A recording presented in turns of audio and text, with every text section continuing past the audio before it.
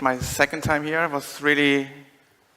I really enjoyed my first visit for the PHP test day, the T-Day, 2 years ago. That was really nice. I'm not talking about testing today, though. I'm talking about other stuff. And I'll start with letting you in on a secret. There are two ways of cheating yourself into a conference.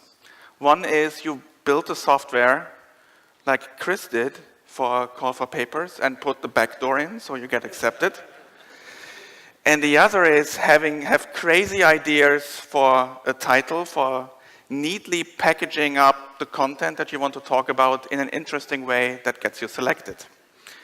So back when the organizers for this conference asked me, hey, would you like to return to Belgrade and speak at our conference? I said yes, almost immediately, after looking at my calendar. But then they wanted to know what I want to talk about. So I looked at my calendar, this conference is so much into the future, so how would I know today what's relevant like a couple of months from now? And then it occurred to me that the conference takes place almost 28 weeks after PHP 7 was released. It's actually 28 weeks after it should have been released, but let's not go into maybe later some fun anecdotes about that. So that's how I came up with 28 weeks later as the title for this presentation. Maybe I should go away from those microphones. Echo. So, okay. First off, I really hate zombie movies. I don't like them. I like other stuff, but not that. But it was good enough for the title and the cover slide and so on. What I do like to do is help PHP developers build better software. That's something that I do together with these two gentlemen in the company that I founded a couple of years ago. We help teams build better software, and that's as much advertising as you're going to get. But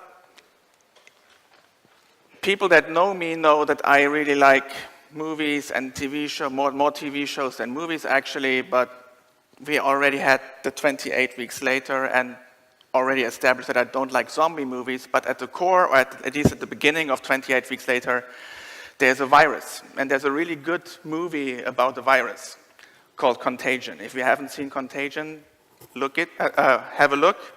And I guarantee you, afterwards, you'll never think about some things the same that you did before, because it changes your way that you think about certain things like touching your nose. But because apparently every minute, on average, you touch your nose or your face like 10 times unconsciously, and you don't really want to do that when there's a pandemic going on. So really good movie. And what do you do when a virus breaks out, when a pandemic breaks out? Well, you need to figure out where does it come from? How did we get here? How did this happen? How can we prevent this stuff from happening again in case we survive, actually? So in that movie, what happens is, at the very end, they figure out, hey, there was this bat there's a bat hanging from the ceiling in a stable where they have pigs.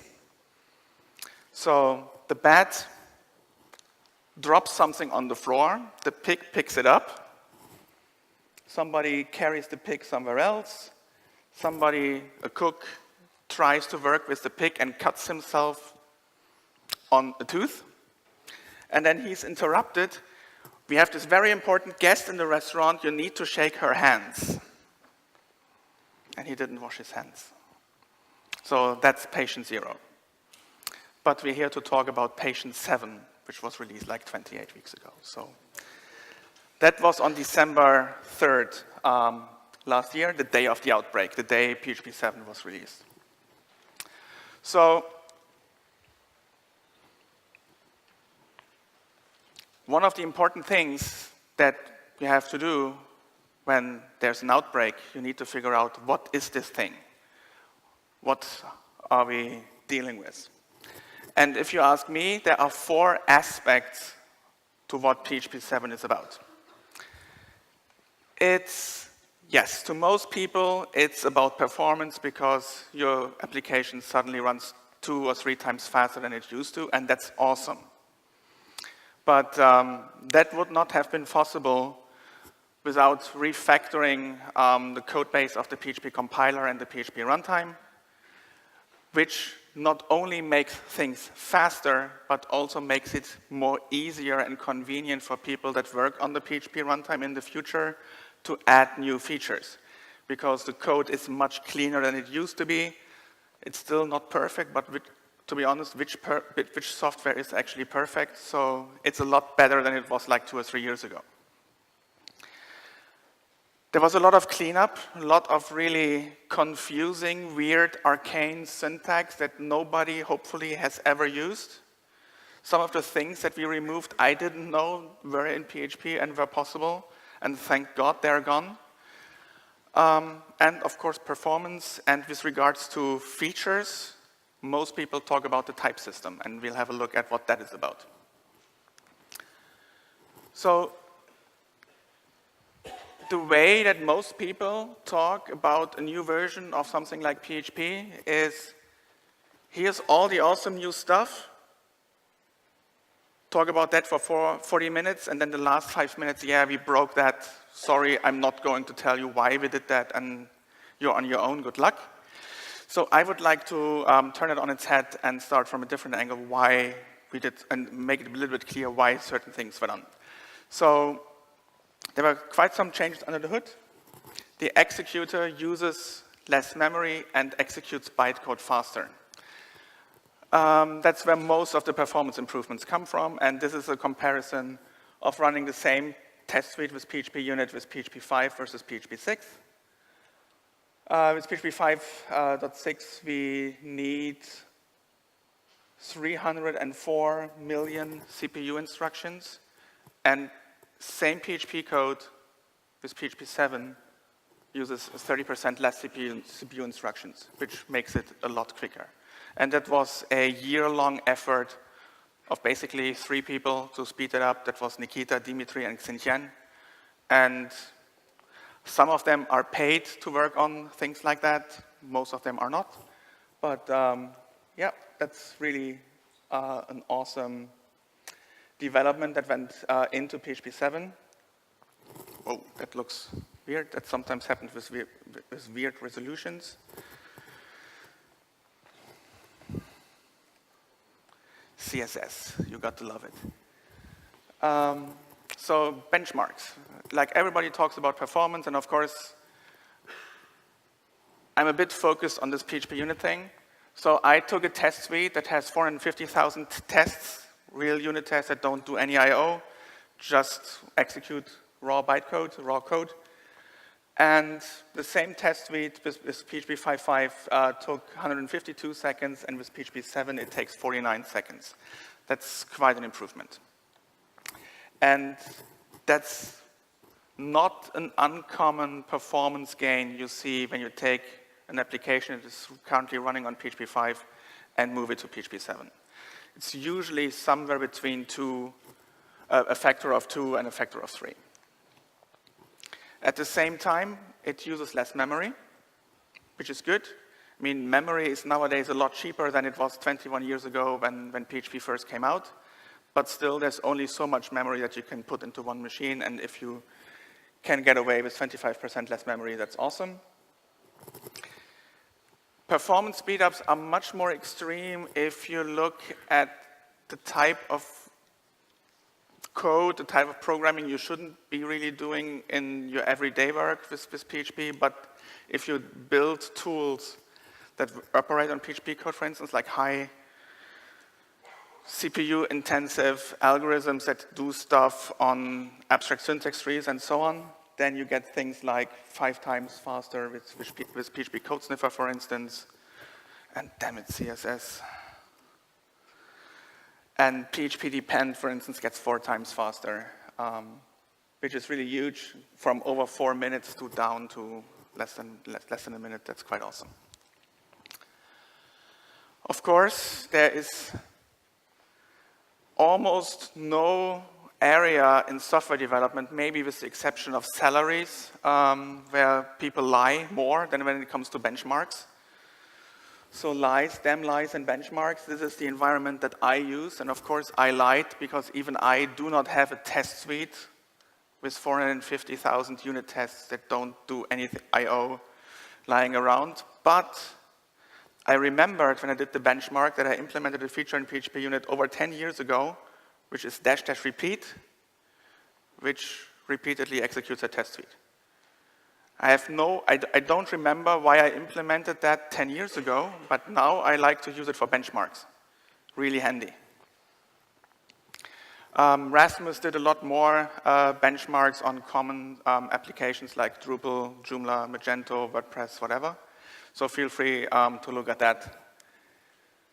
What I personally find much more interesting is the kind of benchmarks that come from real companies with real deployments that share their experience from their upgrade from PHP 5 to PHP 7. So a couple of days ago, Andy from Trivago shared experience from their migration from PHP 5 to PHP 7. And he gave a lot of details from their system monitoring about what happened at the point in time when they switched from 5 to 6. And this is quite impressive. They basically get the same thing done with a lot less CPU load, a lot less memory. Web server response time goes down from 180 milliseconds something to about 100 milliseconds, 110, 120. So that's quite an improvement. They really like that a lot. Very happy. Same with Badoo, who blogged about this really extensively like 2 months ago with a very catchy blog title, how they saved $1 million, because they basically could get rid of 50% of their servers, and that's a $1 million operational cost every year. That's quite interesting. There are quite some more changes under the hood. It's not just the runtime, the part of the PHP interpreter that executes the bytecode, but also the bytecode is now better. So, for instance, this really simple piece of code with PHP 5.6, it generates 10 opcodes, and with PHP 7, it generates less, 7. And there are situations where it's even less. So, and don't worry, you never have to really care about opcodes unless you work on the engine or on weird tools like PHP Unit or PHP Code Coverage or Xdebug or whatever. But in case you ever wondered how PHP code looks like when it's executed, this is it. If you've ever seen assembly language or a bytecode for a Java virtual machine, for instance, or something like that, it's this. There is a vocabulary, if you will, of 200-something opcodes. Each function or method is compiled into an op array, or op array has multiple op lines. Each op line has one opcode, and an opcode operates on operands, and the result is stored somewhere in a register. So if you've ever done any assembly, this should look familiar. By the way, one of my second programming language when I started programming was assembly on the Motorola 68K. That was a really long time ago. I'm relearning that at the moment, but I don't have enough time for that. Or not as much time as I would like. Refactorings, cleanup. It was really, really, really hard with PHP 3, 4, and 5 to explain to people how the compiler of PHP works, how the part of the PHP runtime works that looks at your source code and transforms it into the bytecode. Because it was not based on standards that are taught at university in compiler language, in compiler building courses for the last 2 or 3 decades. It was something completely different. And to me, that's one of the really important changes that has no immediate effect right now, but in the future it will make it a lot easier to get people interested and quickly up to speed to contribute to that vital part of the PHP runtime, because now it follows common best practices of how to implement a compiler. So the parser, for instance, one step of the compiler is now built or based on an abstract syntax tree, which means we finally get an intermediate representation that makes sense. That's not some bizarre structure that nobody really understands without really looking for a long time at the code and then forget it immediately afterwards. And the nice thing is that you can also have access to that data structure from PHP code. So that makes it a lot easier and more robust and more convenient and more performant to write PHP code that operates on PHP code. So this will hopefully enable a new generation of static code analysis tools, for instance. Even before the parser, there's the lexer, which tries to find words in your source code, and then it's the parser's job to make sense of, are these words in the right place, and so on. And the biggest change with regard to the lexer is that it now supports semi-reserved words. That sounds boring, and it is, because you hopefully never ever had the idea to use one of these keywords as the name for one of your things in your code. I don't really know why you would want to use some of them, but now you can use them as names for classes, interfaces, and for names of attributes, constants, and methods in classes, interfaces, and traits. So with PHP 5, this was allowed. You were allowed to write code that looked like this, but you could not write the actual classes that are used there because you could not have methods named for or where and so on. So if you like these kinds of APIs, then that will probably make you happy. Whoa. CSS is awesome. Of course, to make some of these things work, backwards compatibility had to be broken. And from my experience, what broke for the most people, what affects most people is that the MySQL extension is gone. Well, not really gone, but it's no longer officially supported and hasn't been advocated to use for at least 10 years. And some people were affected by really weird syntax that you should never ever have been using, but some people were. And just looking at this, I mean, hiding the columns on the right, just looking at the first column, I have no clue what the intent behind that code is. I didn't even know that this was valid syntax. It's still valid syntax, but it now has different semantics. It behaves differently to make it consistent. That's what's behind uniform variable syntax. The bad thing about that is that it's still valid syntax, and you will not get a syntax error, but instead you get weird runtime errors. The good thing is that there are tools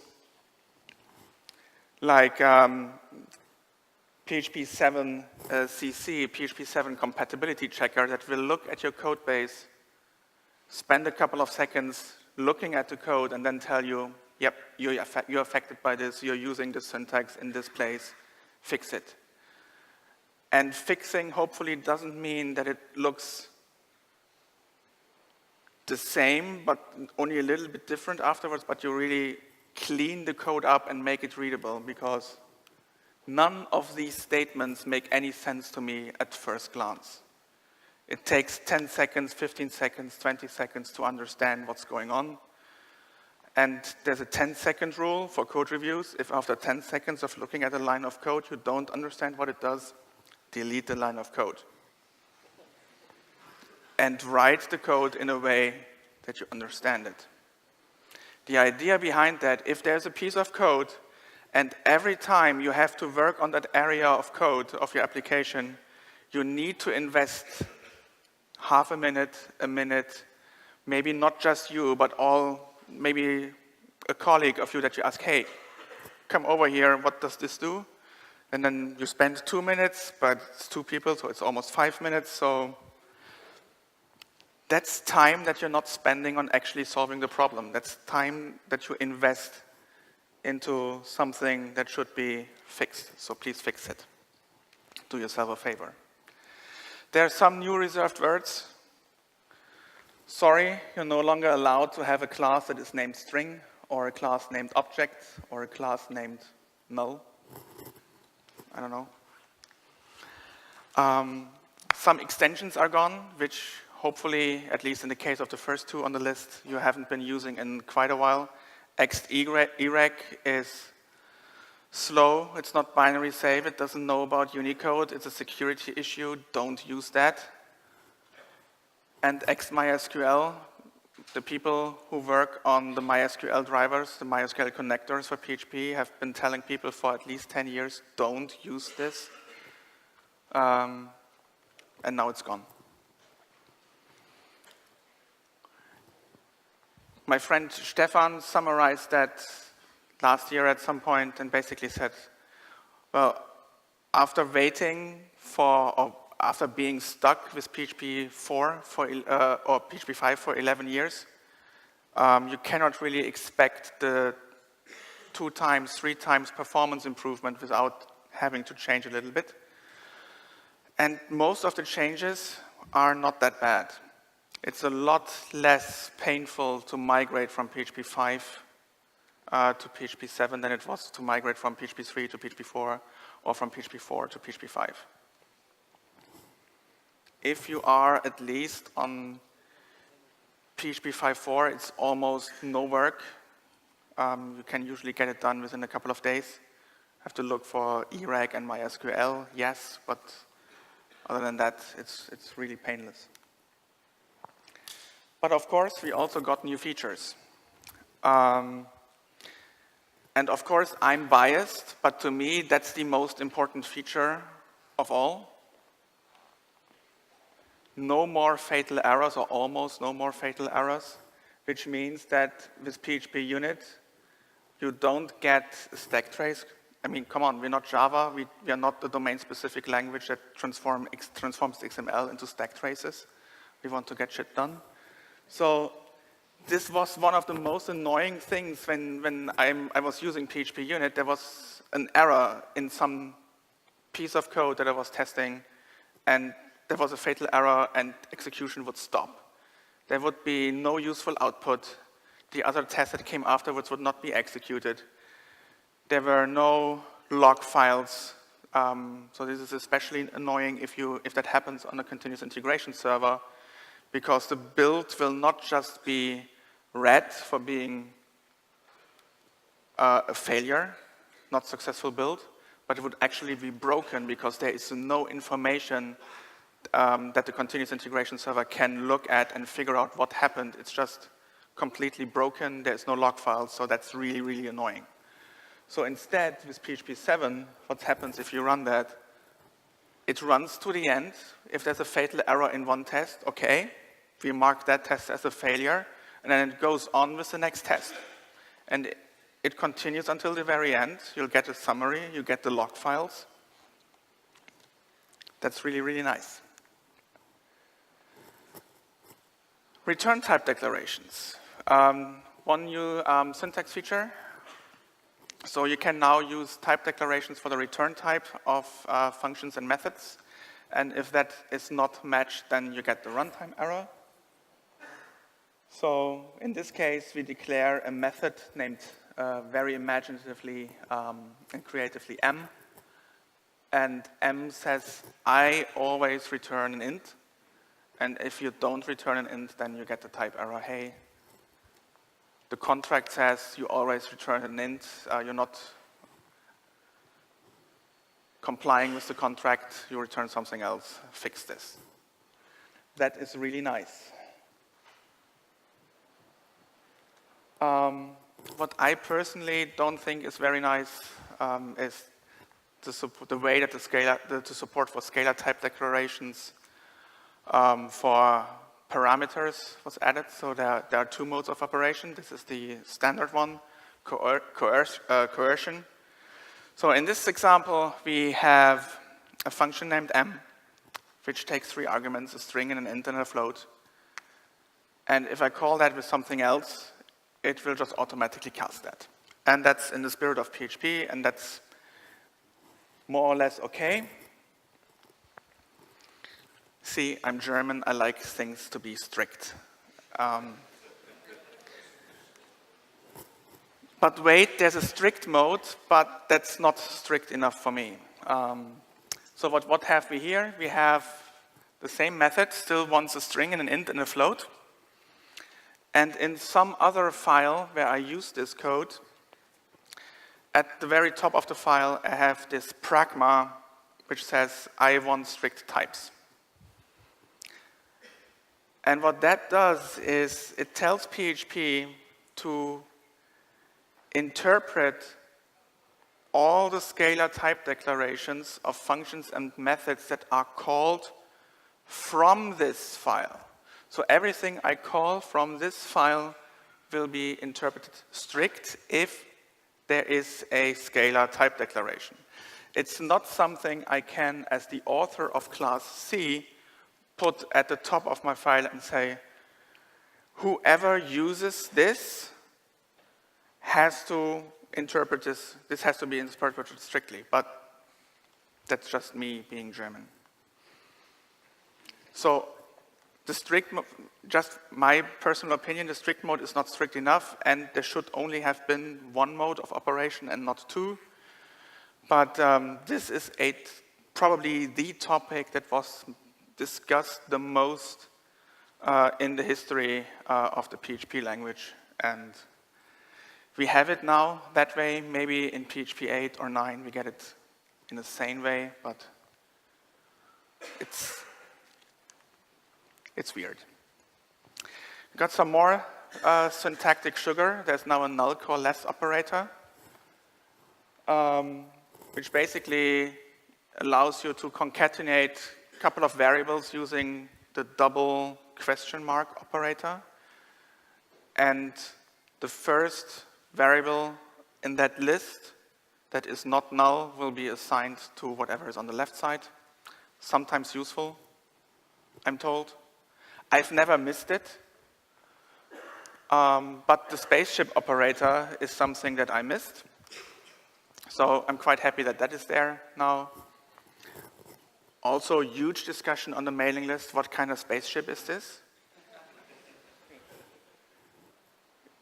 It looks like a TIE fighter. Yeah, but which TIE fighter? It's a TIE advanced prototype. No, it's a TIE bomber. No, it's a TIE interceptor. Whatever.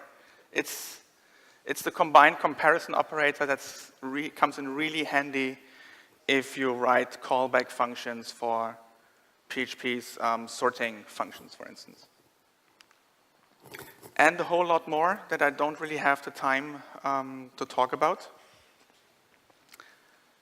So let's get back to December 3rd, 2015. How did we get there? Yes, that was the day of the release. Derek is smiling because he probably anticipates something I'm going to say. What happened on release day?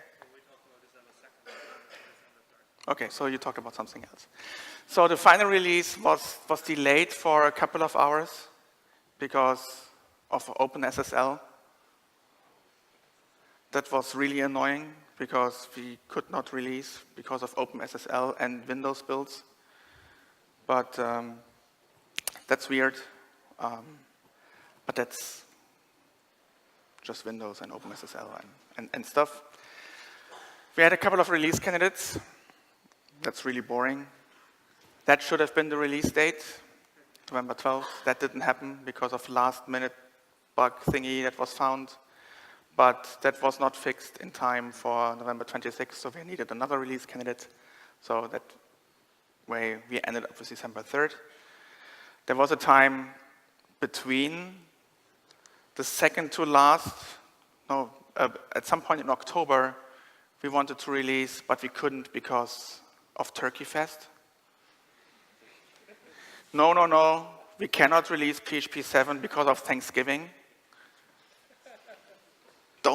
don't even try to understand the argument because it doesn't make sense.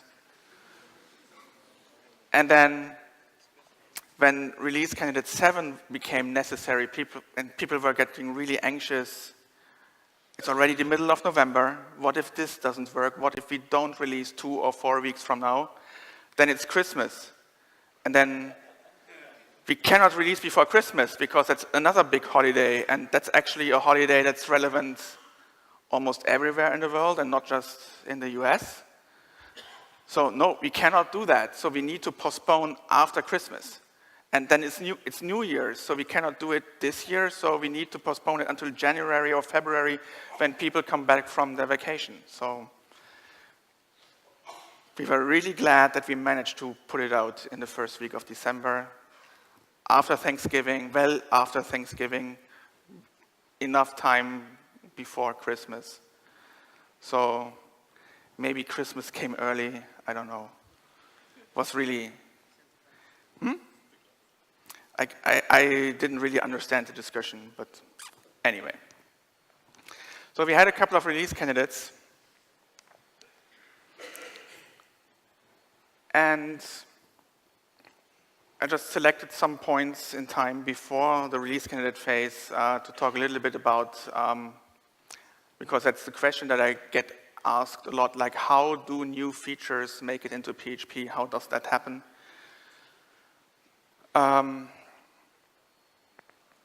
By now, we actually have a process for that, and that's the RFC process. And that happened more or less by accident the first time around. So the first language feature that was added to PHP through the RFC process that came before we even had the RFC process, that was the feature of traits, which was then added to PHP 5.4 a couple of years ago. I don't remember exactly when that was, but some time ago. It's ancient, it's no longer supported. So, and the way that happened was somebody who had not contributed to PHP before and didn't know how the process works came to the mailing list and said, look, I have this problem and I looked for a solution for this problem. And at university, where I'm still studying computer science, in some other language, I came across what I think, from my current understanding of things as a whole, is the perfect solution for this problem. And it's a language feature called traits. So here is an explanation of my problem. Here's an explanation of the solution. Here is a design for how I think traits should work in PHP so that it fits into the language. And by the way, here are the tests, and here is the implementation.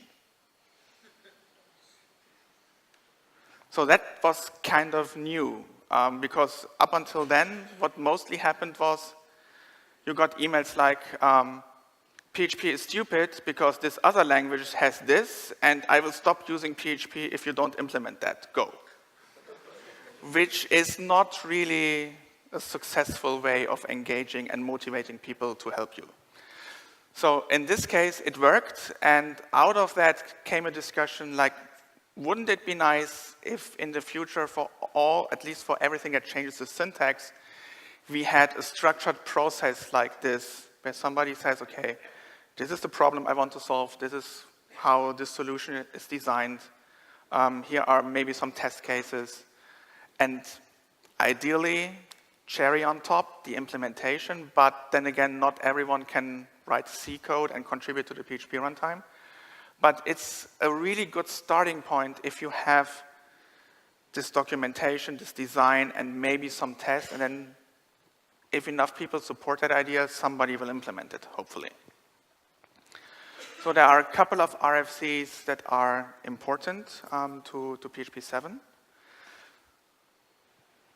In 2015, Anthony Ferrara resurrected a RFC for scalar type declarations that was previously withdrawn. He basically resurrected the proposal by Andrea, and it was accepted and implemented, and it's basically what we've seen earlier. Around the same time, there was a proposal by Zev, Dimitri, and Francois that, in my opinion, would have been better, but that's just me being very, very German. So take that with a grain of salt. And they proposed to apply stricter casting rules than the ones used for PHP's explicit casting, and don't have two modes of operation, but just one, and if possible, cast, but using very strict casting rules. Unfortunately, that didn't get accepted.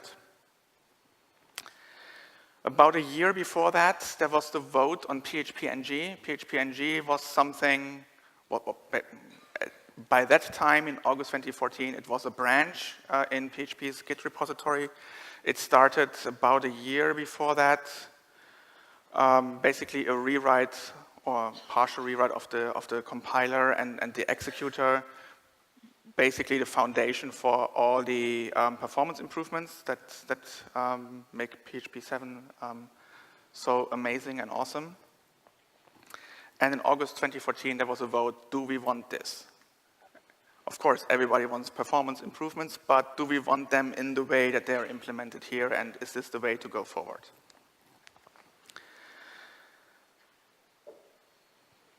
In July 2014, there was a very, very, very important vote.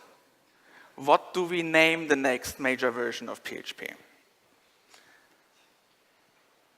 And people chuckle and people laugh, but names are important. So there was a vote between PHP 6 and PHP 7. Of course, the natural choice after PHP 5 would have been PHP 6. But the one-word answer to why it's PHP 7 is publishers. You wouldn't believe how many books are out there that talk about PHP 6 and MySQL 6. And neither PHP 6 exists or MySQL 6 exists. But these books are very popular. So people buy these books, apparently, and they read about them. And with regard to PHP 6, those books talk about what PHP 6 should have been. Like, when did PHP 5.3 come out? It was 2008, 2009, 2010, around that time.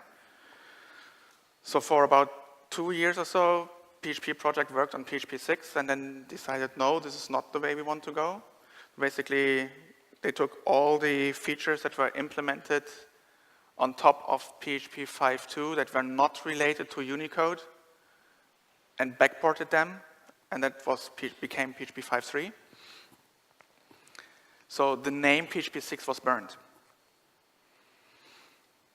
And I think it was the same way of doing it PHP 7 to not confuse people.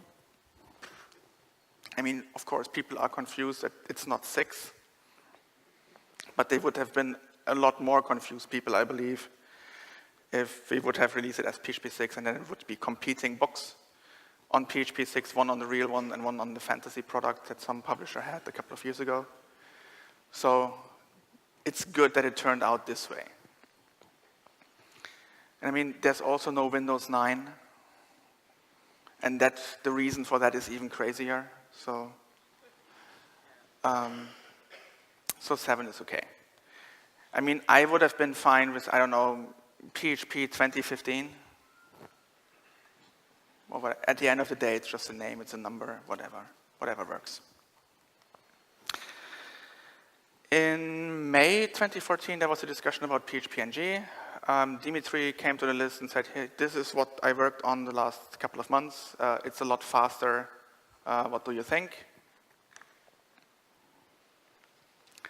Something very important for PHP on both levels, the language design perspective, but also implementation of the runtime, is the kick in the butt that PHP got a couple of years ago from Facebook with first hip-hop and then HHVM. Only after HHVM came out did people really care again about performance improvements. So that's competition sparked probably the inspiration, motivation to work on PHP-NG and making PHP faster.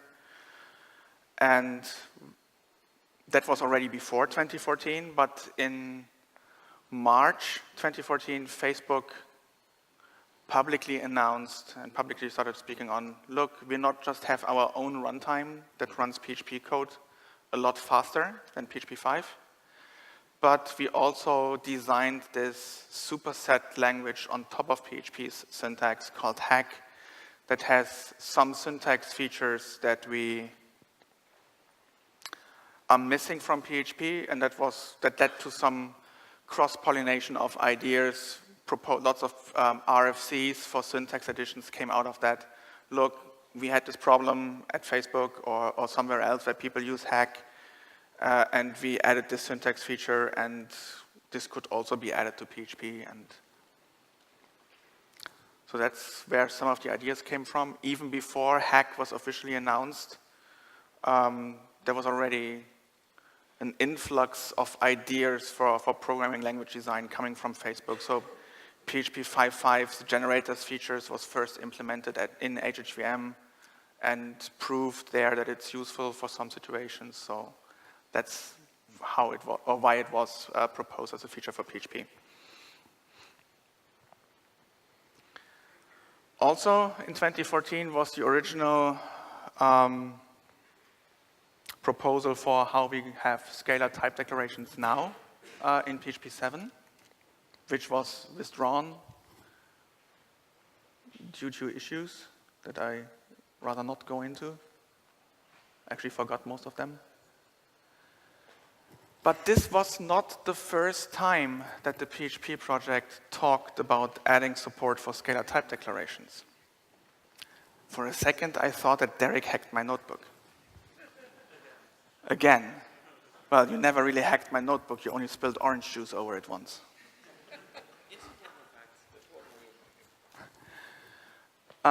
So Derek proposed an approach to scalar type declarations back in 2010, which was implemented and was part of, was that still CVS or already Subversion back then?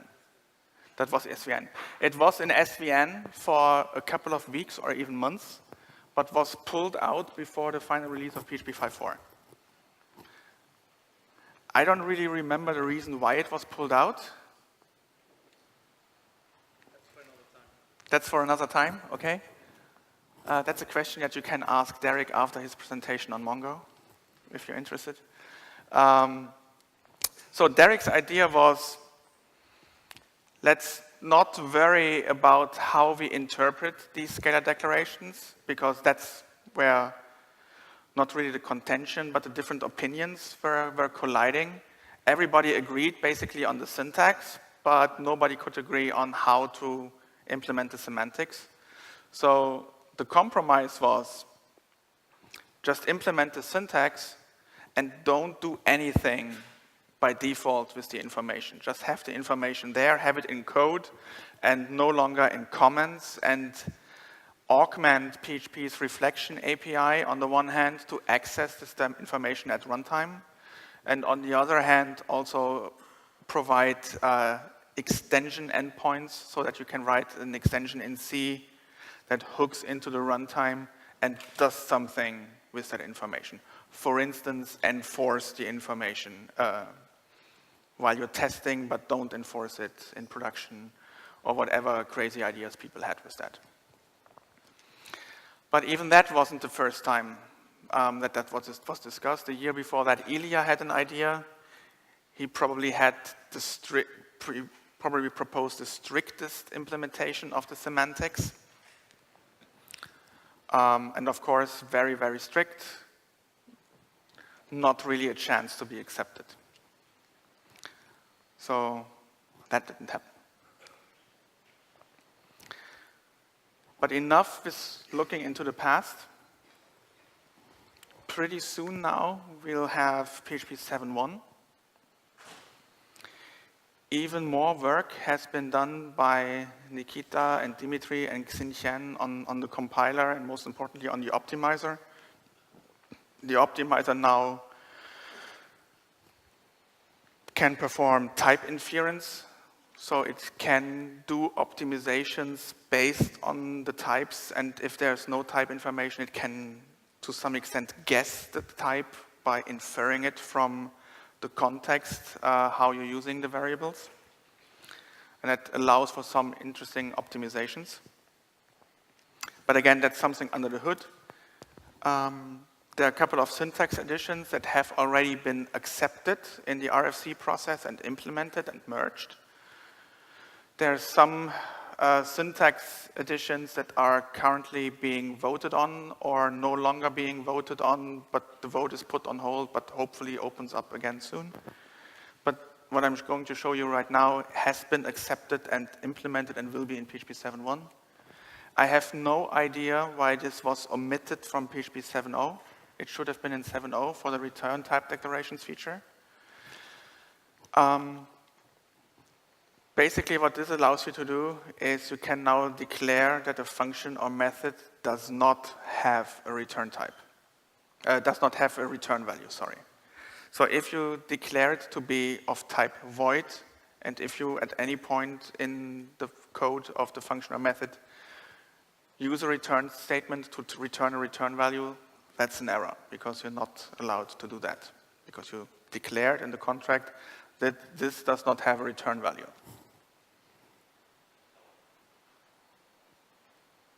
And from what I could understand from the examples and briefly looking at the implementation, this is actually a compile time thing, because you have something that says void, and if you have a return statement in there, that's something that you can detect at compile time, which is pretty cool.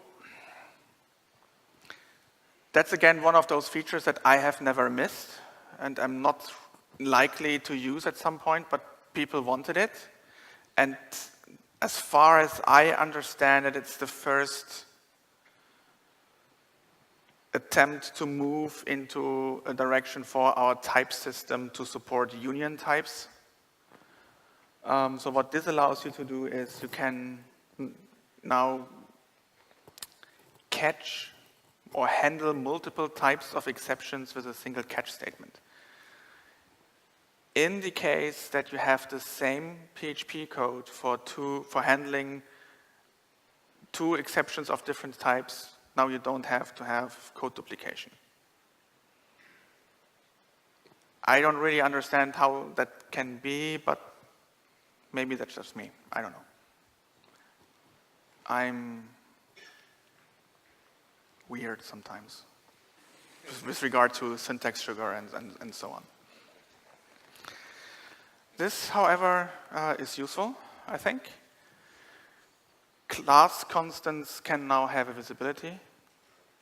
I've often, or not really often, but once or twice, I've been in a situation where I wanted to use a constant because I don't want to have a magic number somewhere in my code, but I don't want to have that constant to be public because it's an implementation detail. Now I can mark it as private, and that's nice. That's good.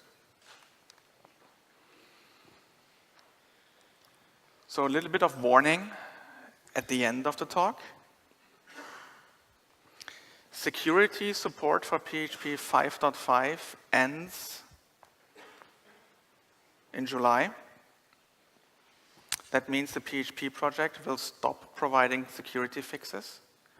Already the PHP project does not provide bug fixes for PHP 5.5 that are not security relevant. Of course, if you pay a vendor a ton of money, they will support PHP 5.5 for the next 20 years. And don't chuckle, don't look bewildered. There are companies that do that. I have a couple of customers that pay a shitload of money to get support with bug fixes and security fixes for PHP 5.1, for instance, until 2022 or something.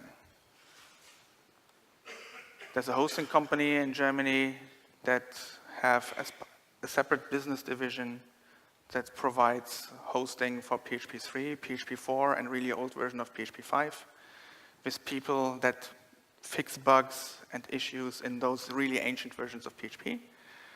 But you don't want to be in a situation like that. Do yourself a favor and always be on a version of PHP that is at least supported with security fixes by the PHP project. And if you want to be even nicer to yourself, be on a version of PHP that is actively supported with bug fixes. So security support for PHP 5.5 ends in July. Active support for PHP 5 ends at the end of this year. After December 31st of this year, there will be no more bug fixes that are not security related to PHP 5. And while we're on that topic, in February next year, PHP Unit 6 will come out. PHP Unit 6, the only reason why the major number increases is because I dropped support for PHP 5. So PHP Unit 6 will only be supported on PHP 7.0 and PHP 7.1 for a year. So until February 2018, I will provide bug fixes in an irregular basis for PHP Unit 5, which is supported on PHP Unit 5.6. So really try to push the community to be in a nice situation to be on PHP 7. Active support for PHP 7 ends December 3rd, 2017, 2 years after the initial release. Security support, security support for PHP 7.0 ends December 2018. It ends even before the security support for PHP 5, 2 weeks before, or 3 weeks. You want to be on PHP 7 way before December 2018 to benefit from all the nice things, mostly from the performance, because that's something you immediately get once your code runs on PHP 7. And there are some really nice features in PHP 7 that make it much more convenient to develop software. And that's it. Any questions?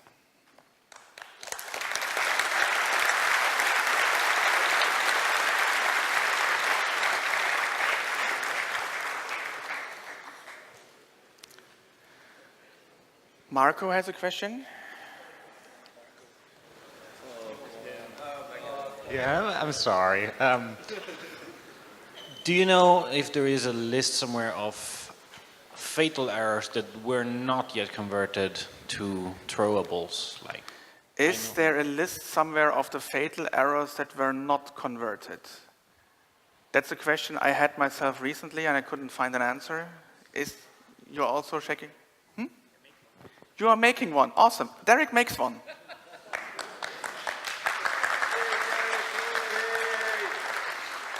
That's how open source works, conference-driven development.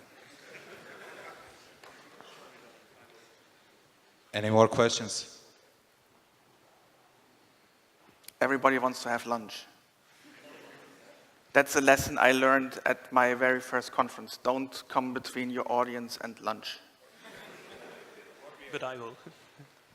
Derek has a question. Now, with PHP 7 so much faster, what are your opinions about HHVM and how useful that is for most people? With PHP 7 being so much faster than PHP 5, what do I think now about HHVM? So, that's a tough one because it has many different dimensions and facets. And it would be awesome if I had like a selection of different hats here. So I could put on different hats, like the open source developer, Sebastian, the computer scientist, Sebastian, the consultant, Sebastian, whatever. I'll try to do it without the hats. So when HHVM first came out, I was very excited and enthusiastic about it for a variety of different reasons. For instance, open source perspective. There's a company, Facebook, that had a problem. They solved that problem for themselves and then decided to open source that solution so that everyone else that has the same problem or similar problems could reuse that solution. That is nice. From a computer science / language runtime implementation perspective, I was excited because they do some really interesting things in the way that they implemented HHVM and that they execute PHP code.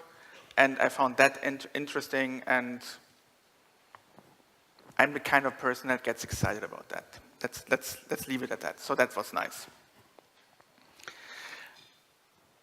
Again, open source perspective, they pledged that they aim for compatibility with PHP and that they wanted to work on that a lot. And initially, they did. They sent pull requests for PHP unit, for instance, to make it work. But then, over time, I don't know what the reason is, whether they lost interest or whether they don't care anymore or whether they don't have the resources for that or whatever. But not only did they stop doing that, but instead of it not getting better, it got worse. So there are things in PHP unit that no longer work on HHVM. And at the end of the day, it's called PHP unit and not hack unit or HHVM unit or whatever. So that's really hard. So I never really could get the code coverage to work with it, for instance. And at one time I got the answer, yeah, it works for us. We don't know why it doesn't work for you or anyone outside of Facebook, but it works for us, so we don't spend time on that. Let's leave it at that.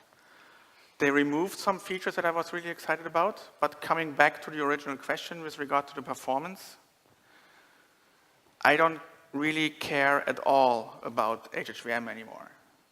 There is no need to completely change the way that your development process works, that your deployment works, and that your operations works to get the same performance that you get with simply upgrading from PHP 5 to PHP 7.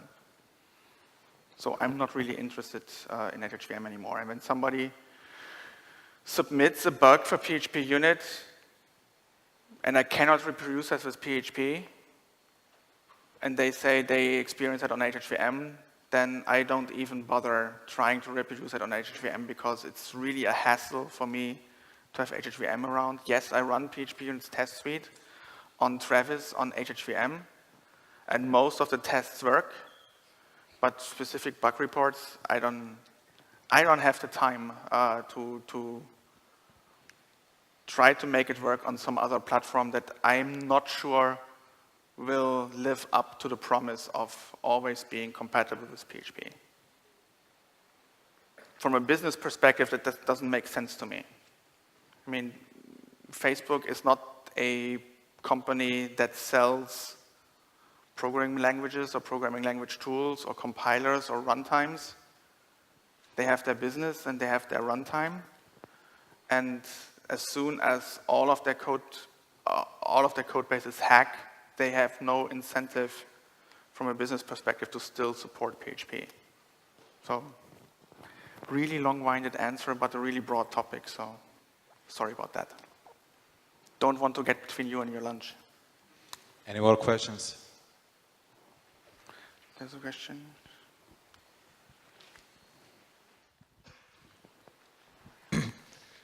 It's okay if you don't want to answer, maybe it's not the time, the place. I'm interested in your personal opinion on the current state in the community and the I don't know, internals and the FIG. I thought of the question when you mentioned Andrea and whatever happened with that proposal and with her actions after that. And just generally, whenever some new proposal comes, there's a lot of blog posts with different opinions, a lot of tweets, and we see hashtag PHP Drama like every now and then. It's probably normal in all the communities, but I'm just interested in your opinion about that.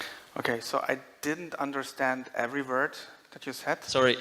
No worries. I understood Twitter and hashtag, and I don't really use Twitter like most people do that, so I don't follow any conversations there, so I cannot comment on that. Just your general opinion on the community. What community? PHP community and internals and just the relationship between people, because... Relationships between people, okay. There are a lot of conflicted opinions, right? I know that there are a lot of software developers that don't like the truth that software development is not about human-machine communication, but more importantly about human-human communication. So yeah, community, oh. I said it was okay if you don't want to answer now, maybe it's too long answer. Yeah. He proposes to solve it over beer, but I don't drink beer, so... You're really difficult to discuss with. Yeah, I'm a difficult person, right? So, I know. I think that the internals team has gotten a lot better over the last 15, 16 years. This is how long I'm I'm on the internals mailing list since '98. It has gotten a lot better over the last 18 years or so. I don't know anything about PHP Fig, about what you mentioned, what went on there. I tend to ignore them. The only useful PSRs, in my opinion, are the ones related to formatting. Everything else I don't need and don't find useful. But I know that there was something going on, but I don't know the details because I don't care. On internals, I think it has gotten a lot better. People propose an idea, and that idea is discussed and voted. It's, to me, even for somebody like me that's on the mailing list for 18 years or so, to me it's unclear who gets to vote and who doesn't get to vote, so that needs to be clarified at some point. But other than that, that's not something that I can really answer.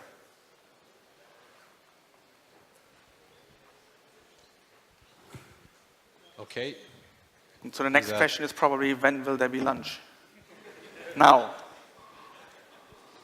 Any more questions? See, Michael, ask about lunch.